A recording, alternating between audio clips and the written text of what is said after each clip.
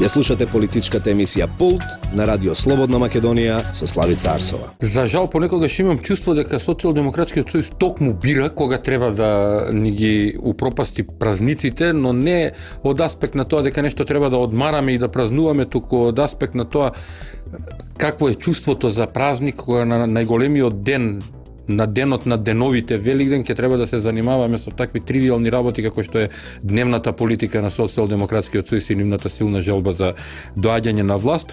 И токму дел од онаа што вчера го пишува завчера пред некој ден беше, ми се чини, во колумна за Курир, која нареков мизантропија, токму се однесува на оваа нивна политичка и идеолошка филозофија на живот, да мразат се што може да мразат, па тури да уништуваат задоволство кај некој друг. Ако самиот не уме, нели, да почитува и да ужива, барем и на другиот да не му го дозволам тоа. Некако таков печаток имам цело време и ова не е прв пат да ни се случува вака.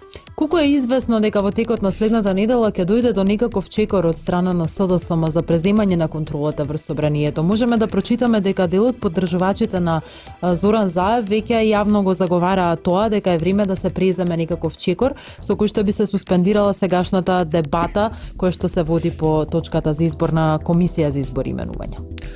Значи, тука има неколку работи кои редоследно може да ги гледаме. Прво, тие тоа не го заговараат сега, го заговараат веќе подолго време, веројатно како дел од токму таа политичка филозофија се обидуваат да создадат состојба во која ќе извршат, ќе ја подигнат тензијата меѓу народот а за тоа да го обвинат ВМРО ДПМН секако и ќе успеат, наводно ќе успеат, односно се надеваат дека ќе успеат да предизвикаат преземање на власта, макар и на сила.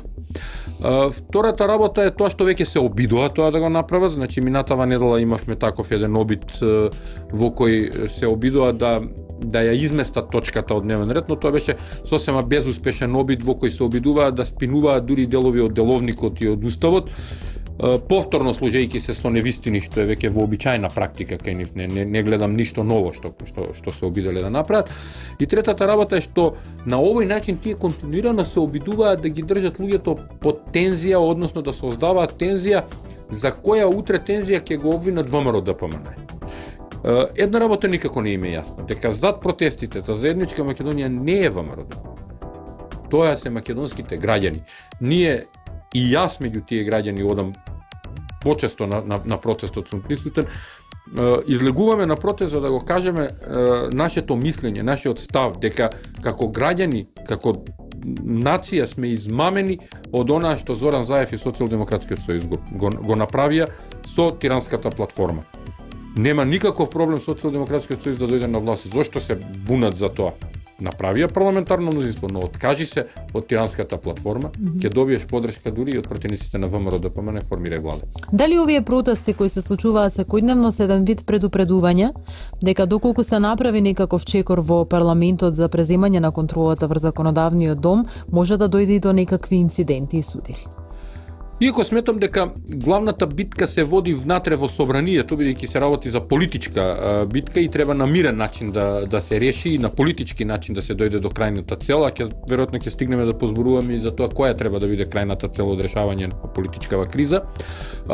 Тоа што граѓаните се на улица и што го искажуваат својот став, својата позиција по однос на тиранската платформа, многу значи во тоа да Зоран Заев и СДСМ не преземеа некои други непопуларни мерки во собранието, односно да знаат дека ова не е буквално волја на ВМРО ДПМН која е представено во собранието со 51 пратеник, туку е волја на македонските граѓани. Значи не се работи само за македонскиот народ како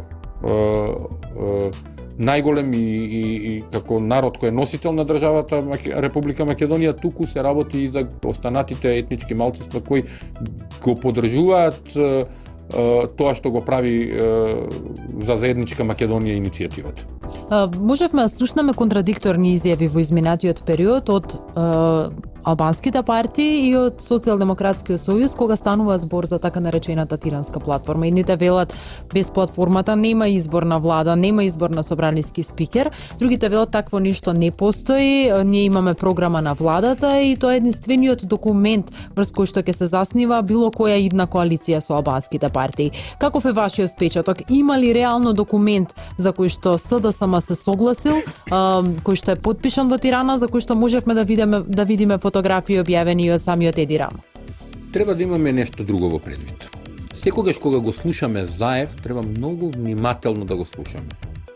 Човекот се извешти да биде страшен манипулант и играч на зборови. Ако до пред година-две Заев денеска каже едно, односно тропне една глупост, па потоа се поправи, со излегувањето на Заев со така наречената владина програма, можевме да видиме зацкриени намери за спроведување на тиранската платформа. Ако добро се сеќавам, Заев не кажа ние сме декларативно против тиранската платформа. Никогаш тоа не го изјави. Второ, во самата програма кажа дека доколку има уставни можности сето тоа ќе го направи, а дека едни уставни експерти мислат така, други мислат овака и дека можеби ќе се најде решение, што значи дека ќе се најде решение со оглед на тоа дека јавно не ја осуди платформата. И третиот показател е токму она што цело време ни го кажуваат политичките партии на албанците од Република Македонија. Тие свесно ја потпишаа платформата ја прифатија платформата во Тирана. Тоа сега СДСМ може да спинува и да зборува дека таа е создадена во Скопје, не знам каде е направена, не знам ова, не знам. Не е битно каде е направена, на крајот од краевите. Тоа е обид да се дефокусира јавноста. Битно е што носи платформата. Овој проблем со платформата и тој обид за спинување ќе направиме една кратка паралела со тоа што Заев ни го прави повеќе од 2 години. Кој ја почна кризата во Македонија? Кој уценуваше? Кој ја почна аферата Пуч?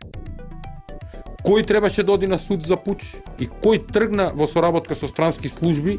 И кој ја шпионираше сопствената држава?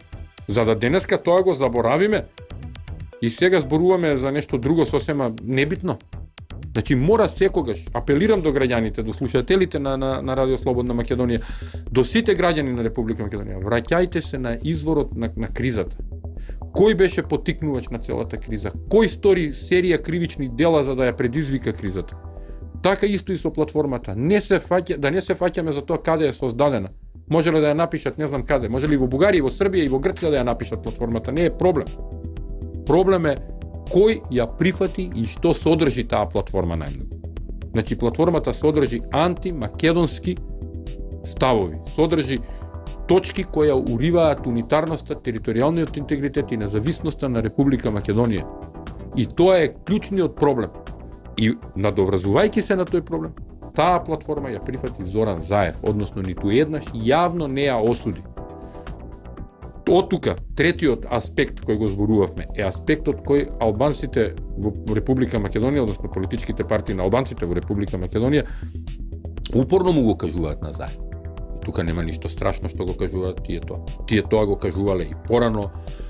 Од секогаш имало обиди за остварување на такви големоалбански идеи, но никогаш не нашле поддршка во условно кажано македонска политичка партија. Затоа јас лично сметам дека денеска во Република Македонија една единствена и најголема политичка партија македонска е ВМРО ДПМН со коалицијата за подобра Македонија. СДСМ веќе не е македонска политичка партија. Бидејќи не застапува македонски национални интереси, не застапува државни интереси на Република Македонија. Застапува интереси на туѓа држава и на туѓи интереси. Ова го кажувам токму намерно го посочувам бидејќи на овој начин Заев врши кривично дело по член 308 од кривичниот закон на Република Македонија, доведувајќи Република Македонија во подредена позиција. Тој е аргументот на Иванов за недодолување на мандатот. Така и сосема е во право председателот Иванов и го поддржувам во тоа и во неколку наврати реков и јас да сум на негово место можеби би реагирал уште по ригидно во однос кон Заев, со тоа што гледам дека председателот не сака тој да побара, да предложи, да побара распишување на повторни предвремени избори. Значи, станува збор за тоа дека политичките партии на албанците во Република Македонија ќе си ги поддржуваат националните интереси договорени со Еди Рама. И гледаме дека Албанија отворено се меша во внатрешните работи на Република Македонија. Но тоа не значи дека македонците, односно македонските политички партии на сите останати во Република Македонија треба да ги поддржат овие ставови на Еди Рама, односно овие интереси на албанците кои се противни на државните интереси на Република Македонија. Ја слушате политичката емисија Пулт на Радио Слободна Македонија со Славица Арсова.